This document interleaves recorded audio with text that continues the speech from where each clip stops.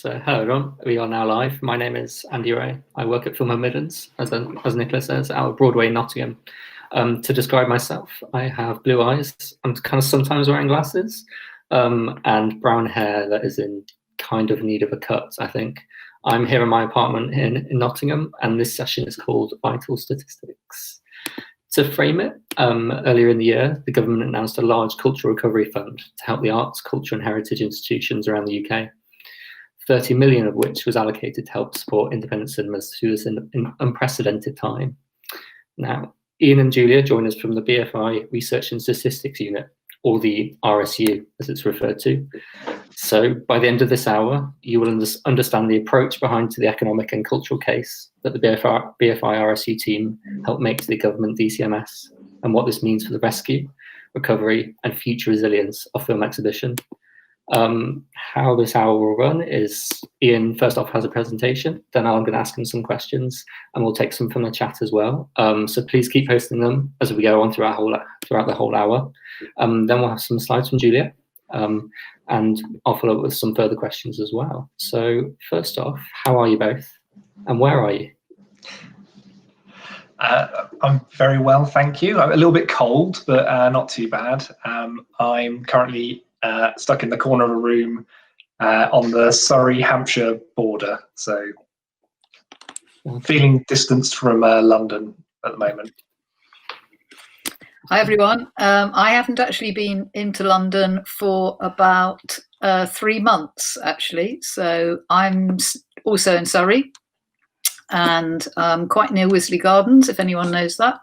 It's a really nice part of the country, and yeah, I've been working here in my home office for the last 8 months.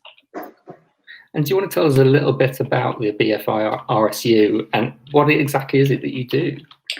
Whoa, well, we've been flat out over the last few months, and really probably focusing on 3 separate things. So as you mentioned, we've supported our external affairs and policy team and a lot of the teams in the BFI with the range of data and statistics we have. And I think it's fair to say that we've never valued that catalogue of data like we have in the last few months, and we've been stretched to use it in ways that we probably would never have been able to predict in the past.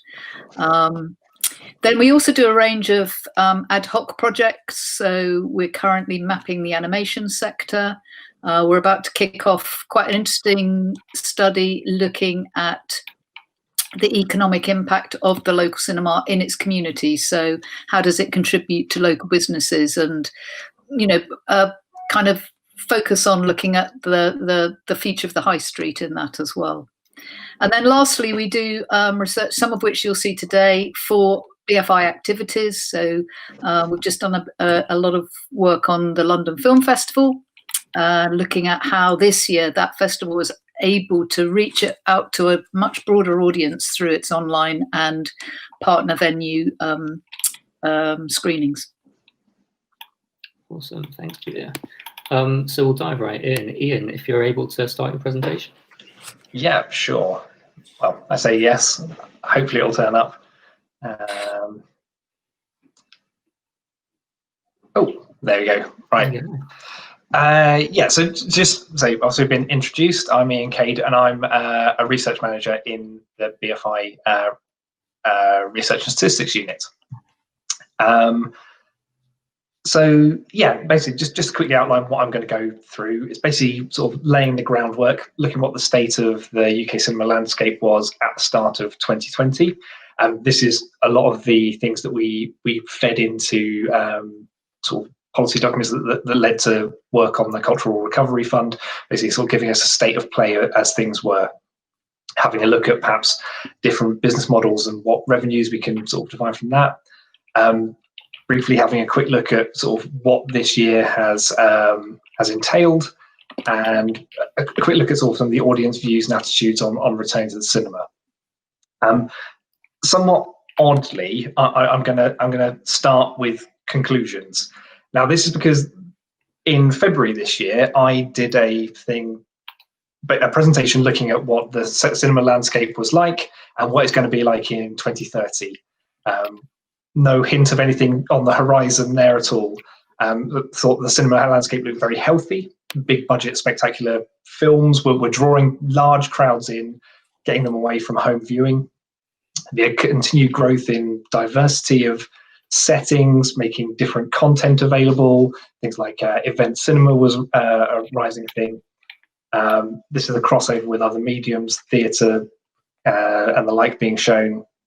And the competitive pricing and premium experiences were key in driving audiences to cinemas. But of course, that was in February, and within a month, things had changed quite considerably. So in the words of Paddington Brown's friend, I don't predict nothing for no one for nothing. I don't know whether I feel a bit silly or not, but it did give us a lot of information that we used to understand what the cinema landscape was at the start of the pandemic. And here's a map of the cinemas in the UK. I think we've got most of them, or should have most of them on there. They're scaled on the dots compared to how many screens they have available. These are dense clusters. But over the last decade, so since 2010, there's been 670 more screens, 55 more cinemas than there were a decade beforehand. Investment in facilities and to bring in extra revenue. And cinemas really had sort of put themselves an integral part of the sort of UK leisure real estate. And this is what those sort of, we say, there were 808 sort of full-time cinemas functioning in the UK at the start of, at the end of 2019, which was actually January 2020 was when we took this data.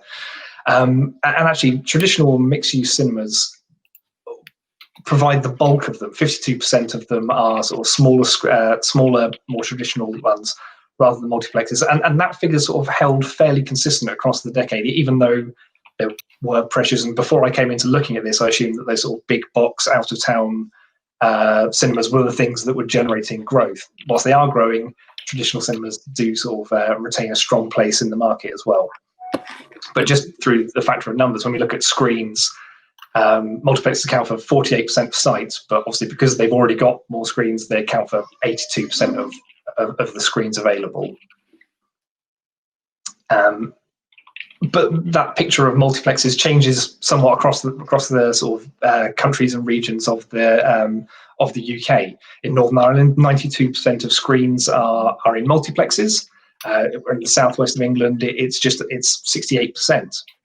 And broadly, the north of England and Northern Ireland have more screens in multiplexes, and the further south you get in England, and then Wales and Scotland, there's slightly less dense in terms of the number of screens at multiplexes. And what does that mean? So here, this map here, all those sort of lovely pink things you see there are driving times to cinemas. And these show what a 30-minute drive time to the nearest cinema is. And actually, 99% of the UK population live within a 30-minute drive of a cinema. Now, knowing entirely that not everyone drives to the cinema, but I lived in London for a decade and never drove to a cinema in that time. But it just gives us sort of a proxy for what it is. Now, the most of England, most of Northern Ireland is covered. 75% of Wales, less of Scotland. But obviously, when you look at the population, even in a place that has less geographical coverage, such as Scotland, that still accounts for 95% of the population there. And if we look at multiplexes, 95% of the UK population live within a 30-minute drive of multiplexes, less so in Scotland, but it's still about 75% of people live within 30 minutes drive of a multiplex. So what are people going to see at these cinemas? Well, over the last decade, we've seen more films being released than probably thought imaginable a decade beforehand, and particularly a growth here. The red bar at the top there is a growth in the event cinemas being event titles coming out, which have sort of really driven people to audiences and have a sort of slightly more, well, from what we understand, slightly more premium price structure for them as well. Although we are seeing that actually from 2017, average ticket prices have dropped down slightly, across the whole of the UK. Partially, we think from sort of competitive pricing of some of the bigger sort of big box cinemas. But what are people going to see? So this is looking at the top 10 films in the UK box office. I hope this makes sense to people. Basically, the blue dots are original IP films or one-off things. The red dots there, or the red blocks, are parts of a franchise or sequels. And as you can see, as we go from 1990 across to 2019, those red dots are getting more and more prevalent in terms of what people are going to see as the big films. There's more diversity of films being shown, but the big films are sort of tending towards these sort of known quantities. Interesting, 2020 is going to provide something of a break with this, as it will do with all data. We actually probably get a blue dot at the top, because I think 1917 is going to be the film that's going to end up being the top grossing film of the year. But looking a little bit more in depth at the different types of cinema that are out there. So I've broken this down into sort of the large scale mass market cinema. So your Odeons, your Views, your Cineworlds. And having here a look at sort of the revenue per seat. It's that one on the right hand side that is probably the most interesting thing here.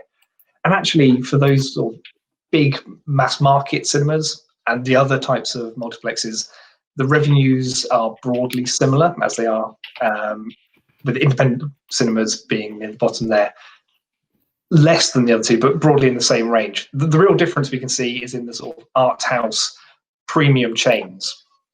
These are things such as Curzon, Picture House, who obviously sort of charge more. There is more revenue per seat. That's partially because these tend to be in city centres more than sort of outside. So there is particularly in London, higher ticket pricing available there, and that's where a lot of these chains will be. That's just sort of showing you the slight difference in revenues per seat for them, so we can compare them more on a like for like. But box office revenue isn't the only thing. When we were looking at what was lost by cinemas closing during the first lockdown, we realised that obviously there's more from refreshment sales, advertising revenues. So we worked out that per day, when you factor all these things in, £1.5 million worth of refreshment sales across the country. And it totals up that for each day that cinemas in the UK were closed, that was revenues missing of about £5.8 million.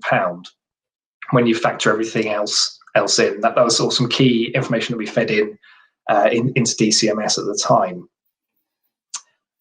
It's actually fresh data. This came in on Friday afternoon, so we haven't had a chance to fully look at it. But broadly, we think that the average spend in a cinema on cinema concessions is about £3.10 when averaged out across the country. And we see that about a third of people that go to the cinema don't spend money on food or drink. I haven't had a chance to fully dig down into this, but when people do, they spend about £12.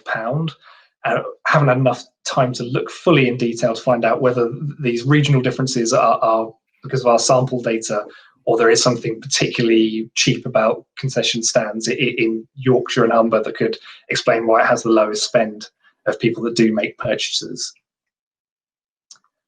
But then there's a bit more to independent cinemas than just sort of revenues. Obviously, we see the social impacts of them. They give a sense of place. They play an important role for social inclusion, especially for sort of elderly or people with young children, people that may actually be fairly excluded by aspects of the lockdown. Elderly people tend to seem to be less likely to go back to the cinemas. And independent cinemas play a crucial role in doing that by reintroducing people into film.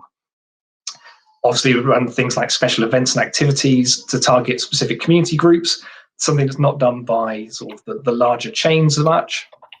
And these sort of things are very tailorable from independent cinemas. And they sort of provide an affordable leisure option for especially for young families. And I can attest to that myself. But the economic impacts, The data we've got on it goes back quite a long time. And 15 years ago, we did some data which sort of looked and saw that there was an additionality effect from spend in local bars, restaurants, takeaways, and the like. But as Julia alluded to earlier on, we don't have enough robust data at our fingertips. And this is something we're really looking at doing next. If people are interested in helping us out with this, we might well be looking for some volunteers to come and help us try and model these things in a little bit more detail. Obviously, 2020 comes along, and we've seen a very big change in how things are. We're looking at, by the end of the year, probably being about a quarter of the revenues of the previous 2 years for box offices. So that's obviously going to have an effect. People, so I don't need to tell this audience in particular the effect that's going to have on people this year. But when cinemas did start reopening after lockdown, we saw that there were specific sort of demographics that started to come back. People that did come back were younger people, 16 to 34-year-old, which sadly doesn't include me anymore. I feel like I've just tipped over outside of that one now. I'm starting to feel a little bit older. Part of this is a function of the films that did well. So Tenet did well. It is aimed at a younger audience, and because it did so well, it does skew a little bit that way. But obviously, lots of other people, as with many things with the pandemic, older demographics, there are additional concerns. So they've been less likely to go to the cinema. But one thing we looked at was sort of the audience sentiment, to what would draw people back to the cinema. This was just after the first lockdown had finished. We researched this. And obviously, most frequent cinema goers are the ones more likely to return.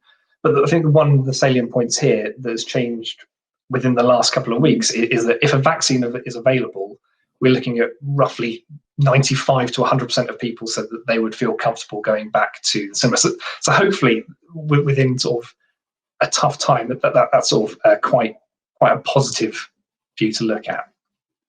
So just looking at where cinemas did reopen after lockdown, about 80% of cinemas that were open in February were sort of reopen on average across the country by the end of the year.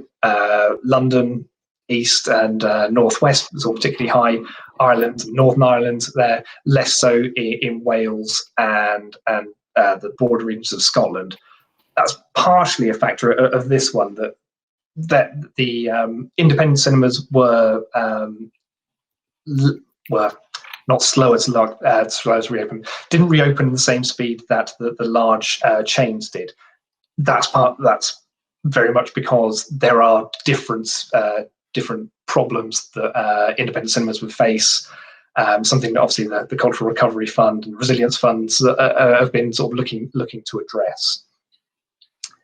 So just in quick summary of where we are, cinemas are facing a sort of unprecedented challenge. When I sort of presented things back in February, despite hearing what was going on in Wuhan at that time, couldn't have imagined where we would be at this stage, sort of 10 months on.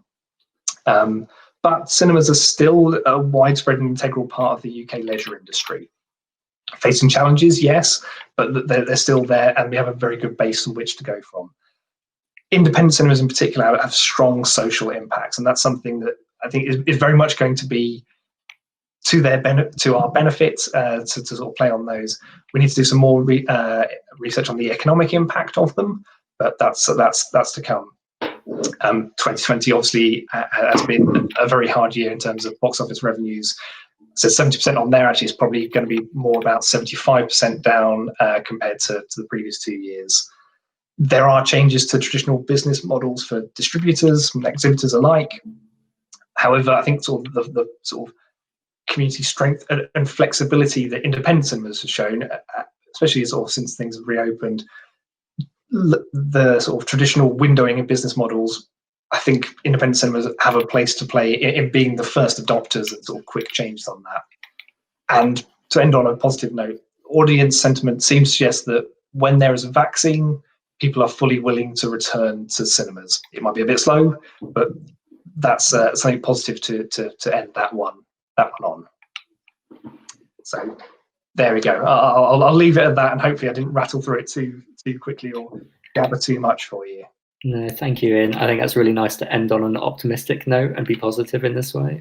It's hard right now, especially, but I think if we can kind of try and look longer term, we can be optimistic and always look for that. That's really important. Thank you. I have a couple of questions, and there's one or two in the chat as well, but I'm going to draw them out. You actually kind of mentioned, kind of referred to it a bit about, I think, how the sector can help support that kind of more research on the economic impact that the independent sector clearly needs. It's clearly hugely important to the people who often support these cinemas. How can that happen? How can the sector support it without it just being the BFI and your responsibility, do you think? That's a very good point. Actually, we're sort of in the middle of, well, very much not in the middle. We're starting to look at sort of how we do that, how we design some research to get some more information on this. So we've looked at it in our dark and distant past when we were sort of still the UK Film Council. We did some research. We looked at sort of some, I think we spotlighted on 5 or 6 sort of case study cinemas. I don't know whether that's going to be the approach that we're going to have to take this time. Obviously, we have also got information from the Cultural Recovery Fund, because the BFI are dealing with the applications from that. So that gives us a set of sort of quite rich data that we can to look at, interpret, put against the data that we already hold, and try to sort of dig out some further analysis from that. So if we are looking for case studies, then it may well be that many in your audience here are the people we need to be speaking to. So if there is something that people feel that they are, or if there's research out there that already exists that they've done independently, we're very grateful to hear about that. We might even bite your arm off to do that. So we would very happily sort of talk to people in regards to that. Excellent. That's a call to action for all of you. You can all email Ian with your but I'm sure my email is somewhere there. Yes, yeah. If not, also, if any of you've done surveys with your audiences to find out, do they come to the cinema and also do a shopping trip?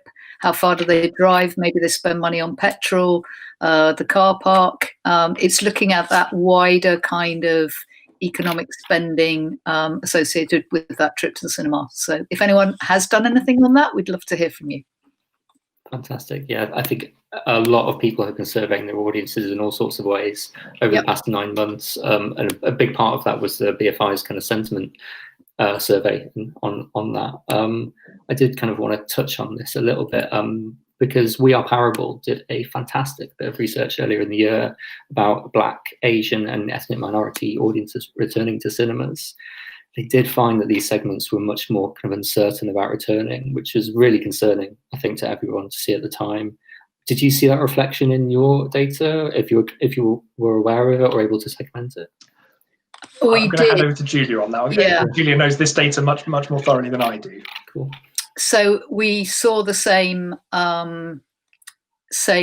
traits, and I think that's because at the time Black and ethnic audiences were feeling more vulnerable from the virus, and I think it still is the case that, for example, in the Asian community, who we know are very engaged with film, there is more risks to them of contracting the virus. I would say, however, and I think Ian's chart showed it really clearly, that it's the older audiences that are maybe the ones that we have to persuade more to come back to us. And that will be a combination of kind of reassurance about safety of the cinema, but also providing a programme that appeals to them. Thank you. And just to kind of extend that, We Are Parable are themselves not a cinema, but they're one of the main players in the exhibition sector that make it so rich, and we're so lucky to kind of have people like community cinemas and festivals and pop-ups. How can these kind of bear into this kind of economic contribution and social as well, I think? I think, well, again, I'm going to refer to that in a few minutes' time, but we've just done a lot of research around London Film Festival, and We're Parable really helped us with that. And that came out in the research that they were spontaneously mentioned by some of the respondents in our survey as being that vehicle that kind of introduced them to the festival. So I think it's organisations such as them with their network have a real role to play in getting that messaging out there. Awesome, thank you. I'm going to take some questions from the chat now as well. So I have one here from Stuart Terry, I think is from Broadway in our team as well. Ian and Julia, what do you think of the impact of streaming platforms will be on cinema? Is habit building and re-establishing old habits again going to be an issue?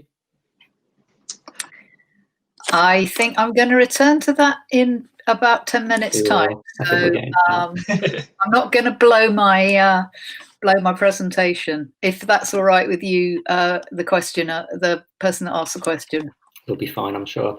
We have one from Lizzie Banks as well, on the results from disabled audiences in particular. Do you have any data to share on that now? I don't think that's in the next one. It isn't, no. I mean, this is an audience, I mean, all the underserved audiences are groups that we are increasingly looking at. So some of the data that Ian shared with you about what audiences spend, we've now extended what we call our Nations and Regions survey, which we now do once a year. And we have a sample size of about 12,000. So that enables us to capture a really granular view of cinema audiences, film audiences in general, whether it's to streaming platforms or just at home on normal TV channels, and to break that down so that we get a better picture. I have to say, we haven't done a huge amount so far, but you'll see, I think, in the audiences chapter of our yearbook, when we eventually publish it, that increasingly we are looking to get more data out there about the underserved elements of the cinema audience. And that actually answers one of the first questions we got from Katerina, kind of looking for statistics and comparative analysis on non-traditional film exhibition. That is also in the handbook as well, every year published. It's a great section that I'd really recommend taking a look at. We didn't pay him to say this, by the way. But so in that case, we are halfway through. Should we move on to Julia? Can we have that presentation? I think sure. Should just pop up. There we go. So just wet my whistle before we start off. So we're going to look in the next 10 minutes or so at the impact that film and cinema has with audiences culturally. So how has this changed during the period of the pandemic? What engages audiences with film? Firstly, when cinemas were closed, and then once they'd reopened, what has been the effect amongst audiences? And then we'll share some data we've got about the contribution of local cinemas to the culture of their communities. And then finally, just what does that tell us about how to re-engage with audiences in the future? So, as the BFI demonstrated, this was the groundbreaking study Opening Our Eyes, which is actually getting quite old now, and we're looking to repeat it perhaps next year, 10 years on. Watching film meets a variety of need states. Whilst each film individually delivers its own unique audience, overall audiences really want to be entertained by the films that they watch, and perhaps now more than ever. They see films as a means of escaping into other worlds and communities, and the grey boxes here indicate the areas in which film over-indexes versus other forms of cultural activity, such as reading books, going to the theatre, listening to music. And you'll see that films have a unique ability to engender emotion in audiences, whether that's sadness, laughter, outrage, sympathy, or just pleasure at the escape that they offer. Before we leave this slide, it's also worth noting that over half of us claim films are thought-provoking. And that leads us on to the next slide, which shows that whilst the process of watching films is usually relatively passive, whether watching in a cinema or at home on the sofa, many of us love chatting about the topic of films with our friends and family, whether that's recommending great films we've seen or perhaps complaining about something that upset us, like the authenticity of Daniel Craig's American accent in Knives Out. In addition to talking about them, many films inspire us to other outcomes, whether opening our eyes to other communities, as the current Small Axe season on BBC One, or inspiring us to find out more through literature, looking behind the film, or just online research into the cast or the director. The great experience of watching films at the cinema is a little bit more like a great dinner. More than the film itself, our research for the London Film Festival discovered the pleasure audiences have of anticipating the menu, planning what they're going to see, or audiences waiting for the tickets to go on sale for a highly anticipated new release, and then deciding where and when to see it and who to go with. It's all part of the run-up for the main event. So then we have consumption of the film itself, and that may delight, reward, or it may disappoint or annoy. But whilst watching, the audience is completely immersed in that activity and experience. And then afterwards, as we just discussed, there may be an afterglow and a sense of reward, or there may be frustration, but there will be emotions and experiences that can be shared, posted, blogged, or tweeted, and which all contribute to the overall experience. So what was the impact of lockdown on that experience? All cinemas closed on March the 20th, and whilst reopening was possible from July the 5th, as Ian showed, it didn't happen immediately everywhere. Many staff were furloughed, then back at work, and then when the October and November lockdowns occurred, were furloughed again. As for Wales, I dread to think what difficulties the circuit breaker closures have meant to cinemas being able to get up and running again. The production hiatus has also been an additional feature, which probably will not have had an effect until later on in the season when the release pipeline shows the changes. And this has been compounded by the scramble to change the release dates for many of the bigger budget films, which we'll hear more about in Comscore's presentation tomorrow. Of course, the closure of cinemas did not mean audiences stopped watching films, and whilst the experience is very different, audiences turned to the small screen. As you'll see here from the television audience measurement data, the solid line shows a picture for 2020 and the dotted lines for last year's comparison. What's most interesting here is the green line. This is the volume of time spent each day watching unmatched content on our TV sets. By unmatched, we mean apps on smart TVs or access via video games consoles or laptops, which have been cast onto the TV screen. This includes viewing of Netflix, Amazon, and of course Disney+, which could not have coincided its launch so perfectly with its audience being captivated at home, with the added bonus of tired and frustrated parents homeschooling. As the green line shows, this appetite for streamed content pretty much doubled back in March and has continued to track strongly throughout the period. So what happened in lockdown? Back to our research for the London Film Festival, where we discovered that some audiences were quite traumatised by the closure of cinemas. An interesting theme that came out with films as self-care. This was a result of the extraordinary situation we all found ourselves in. For some, it meant they were furloughed and not working or on reduced wages, interruption to studies.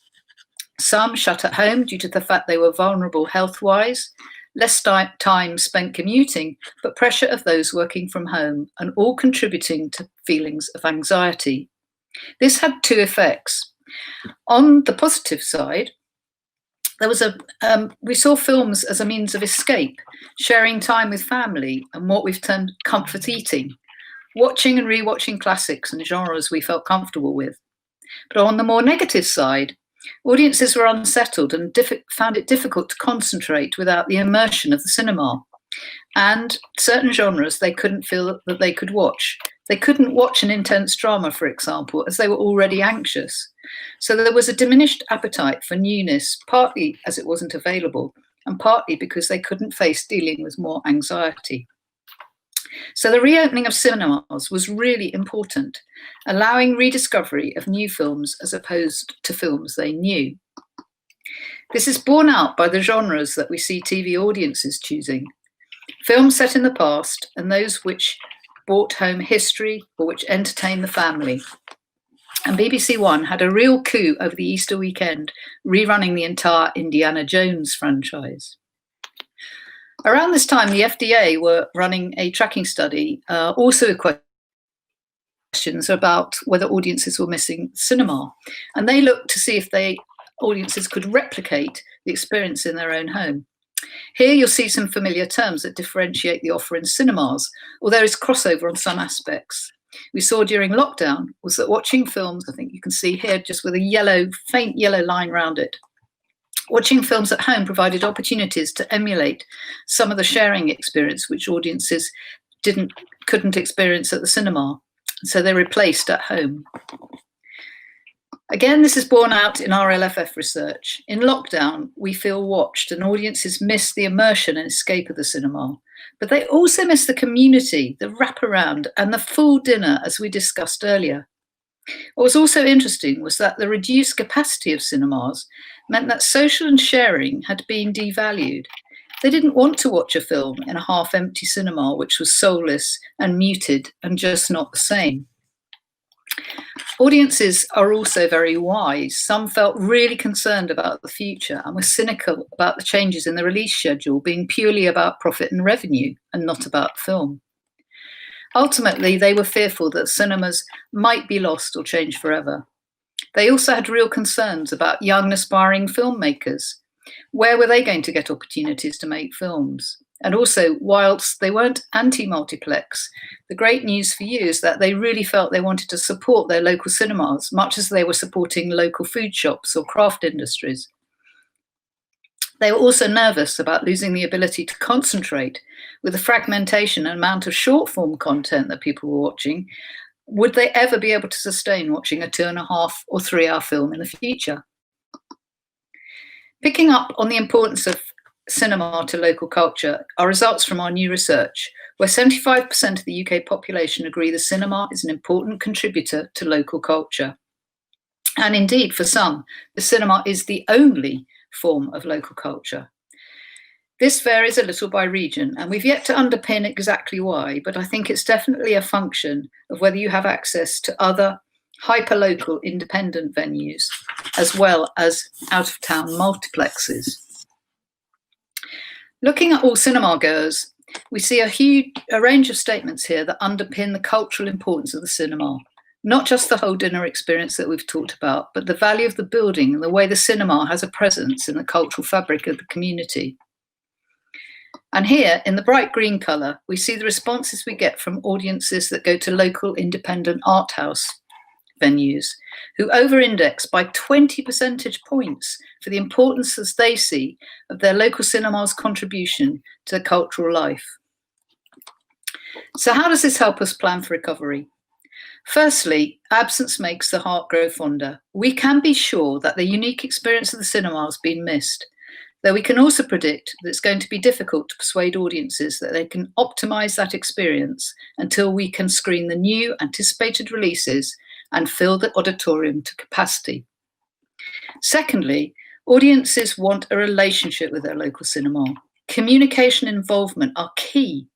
And I caught a little of the Welsh Cinema Stories film this morning, which showed brilliantly how this is happening in Wales, both from volunteers helping sustain the building, as well as cinemas themselves providing resource for local outreach. And lastly, social media is important now more than ever. So we need to start those conversations.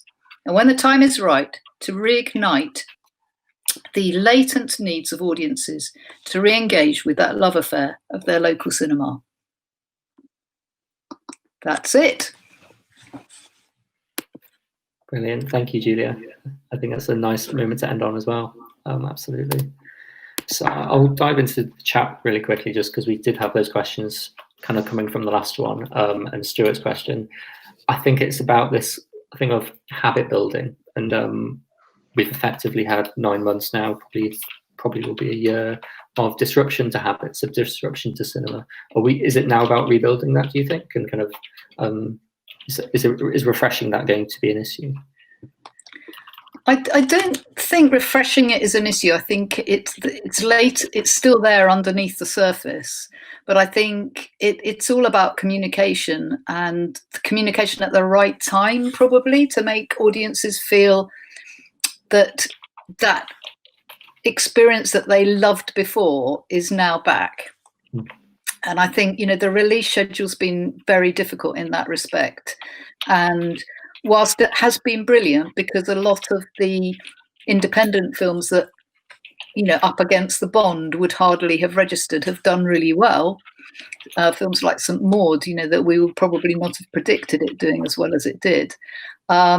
Needless to say, they don't attract the big audiences overall.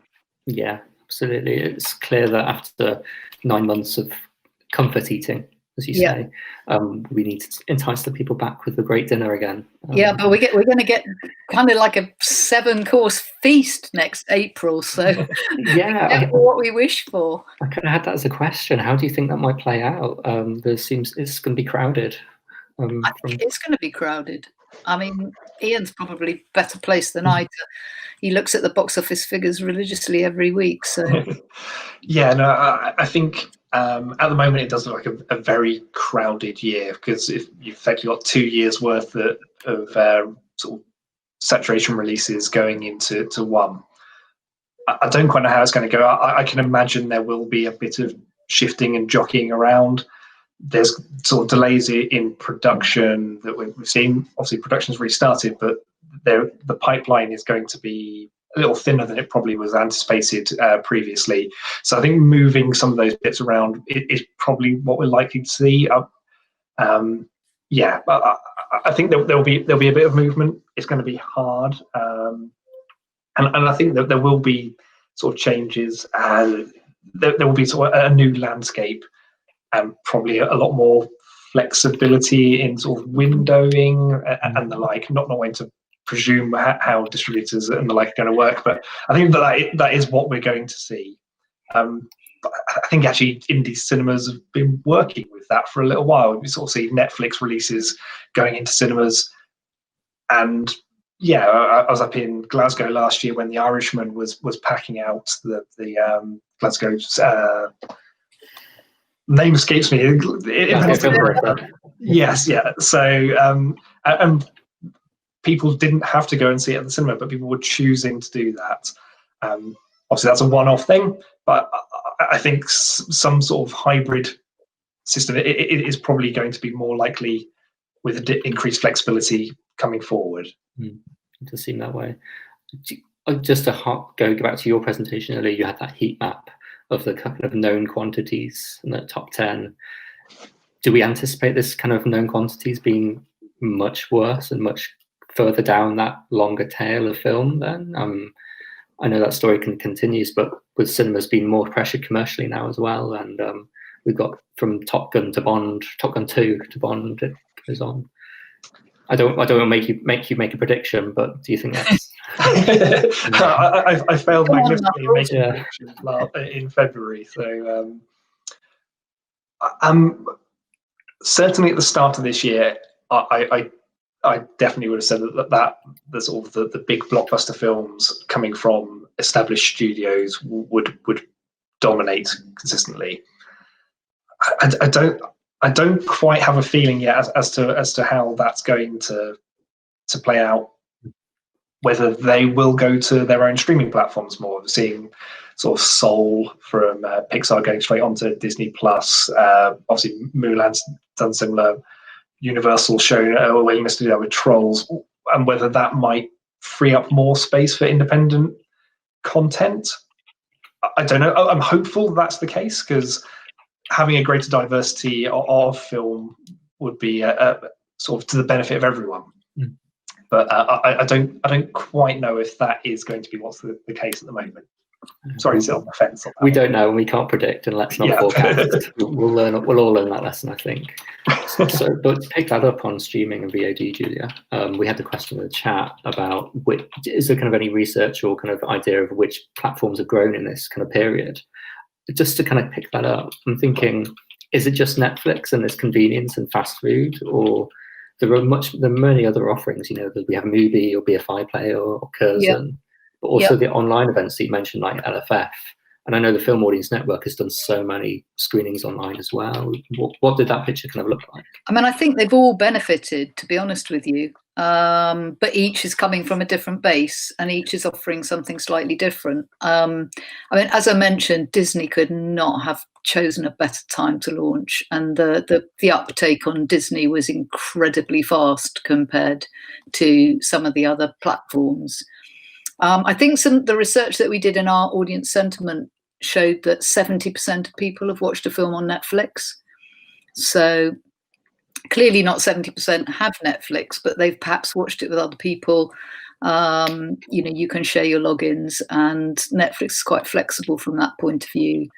I mean, I think these platforms are here to stay, definitely, as you say, the convenience of them, the fact that you can have a film night at home in the comfort of your own home is important to people. But I don't think it's like when you know, video launched and everyone said, "Oh, this is going to kill live TV." Well, it didn't, and you know, the two comfortably coexisted.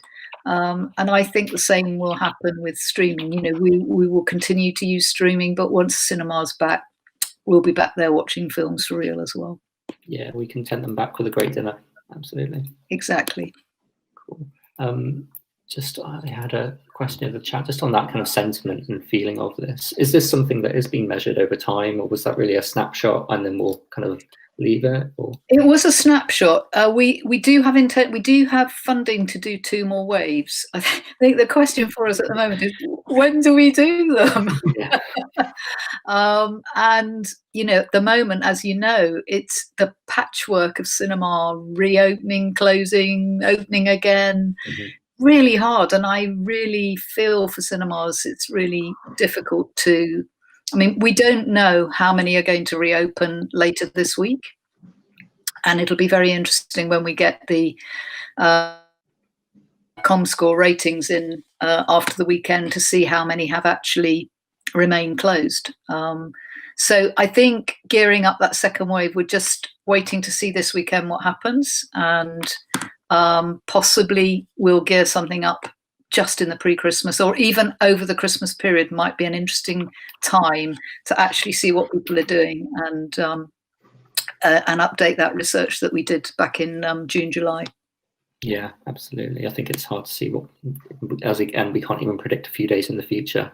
I know I'm looking around the Midlands and kind of seeing which cinemas are opening, you know, on Wednesday, and it's really tough and hard to see. So we will see. Yeah.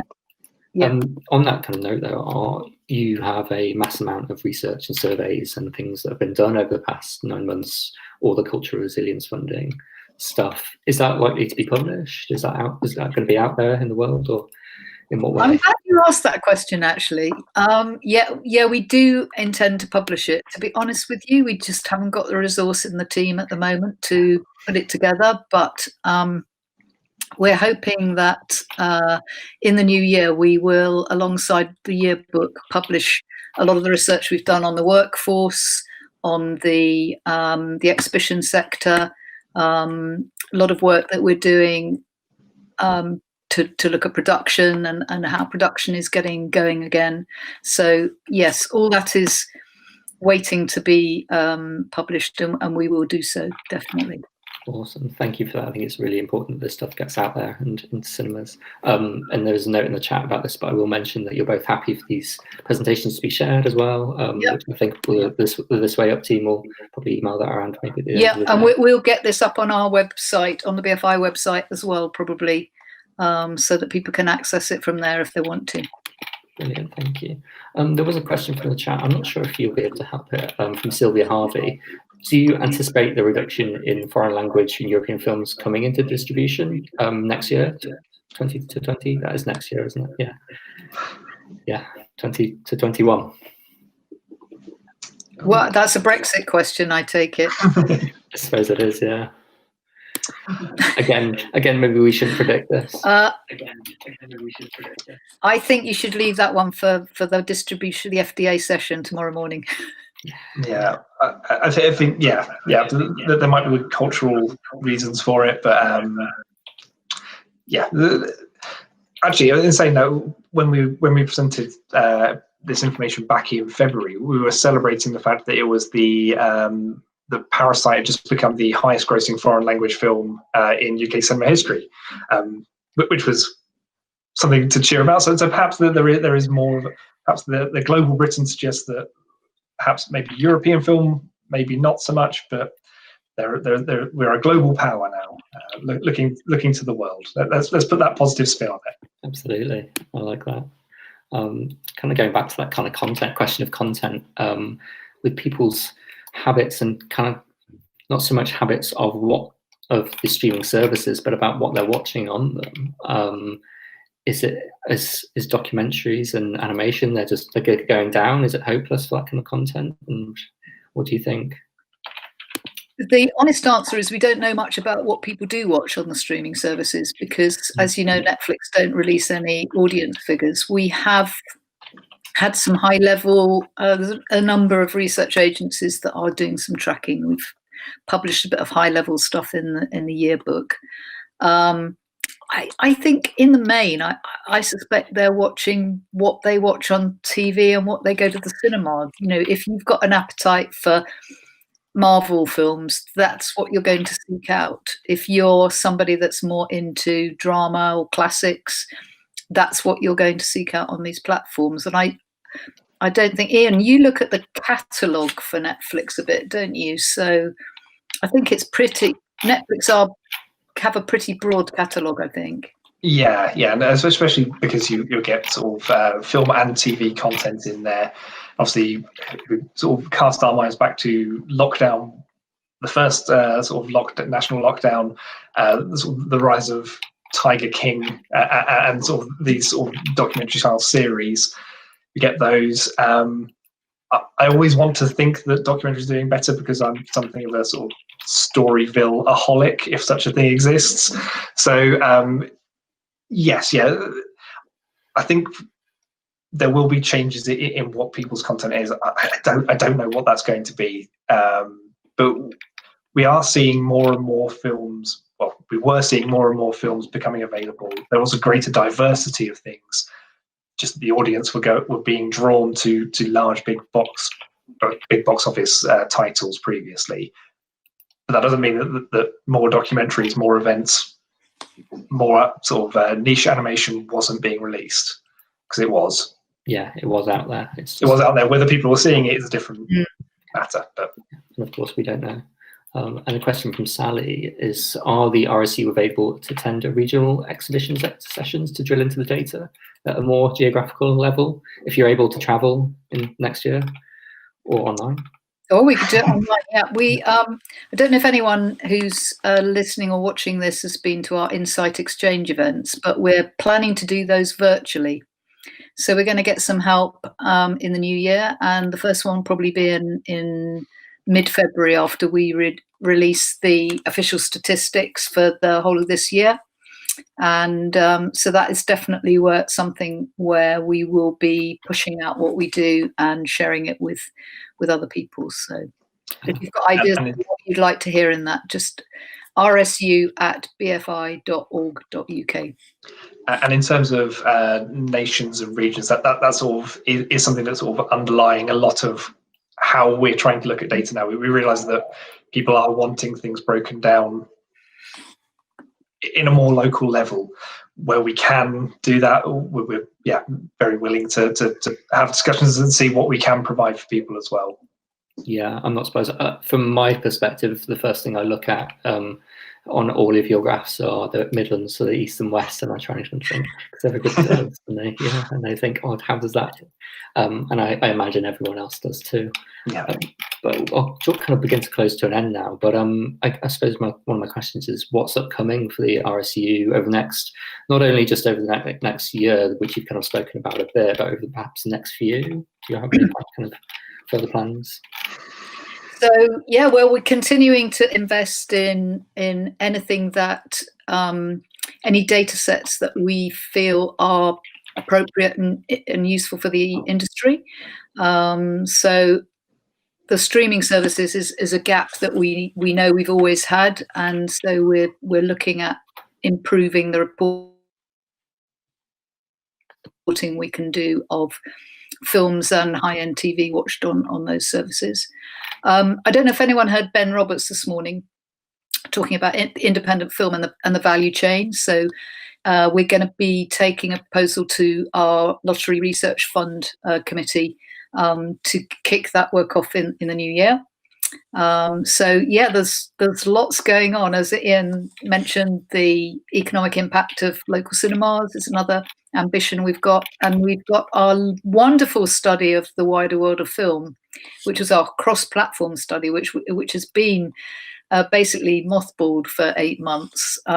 It's ready to go, and we just want the best time to launch that and provide a truly reflective view of what people are doing.